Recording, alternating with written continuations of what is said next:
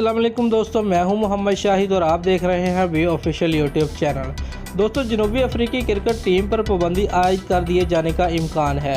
तफसीलात के मुताबिक जनूबी अफ्रीका की हुकूमत ने मुल्की क्रिकेट बोर्ड को मुअत्तल करके क्रिकेट मामलात पर कंट्रोल हासिल कर लिया है।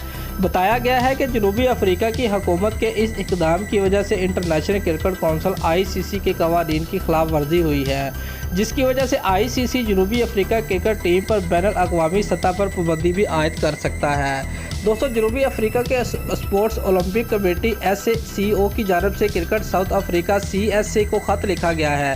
ख़त में कहा गया है कि CSA बोर्ड और वो सीनियर एग्जीक्यूटिव जो बोर्ड में फ़राइज़ सर अंजाम देते रहे हैं, जिनमें कंपनी सेक्रेटरी कायम मकाम CEO बोर्ड को इंतज़ामिया से अलहदा कर दिया गया है। जनूबी अफ्रीका की हुकूमत की जानब से बताया गया है कि गुज़िश्ता साल दिसंबर 2019 में क्रिकेट बोर्ड के कुछ अफसरान की जानब से करप्शन की गई, जिस पर तहकीकाती रिपोर्ट की मुंतज़र है। जब तक रिपोर्ट मंजर आम पर नहीं आती तब तक जनूबी अफ्रीका के क्रिकेट बोर्ड को मुअत्तल रखा जाएगा।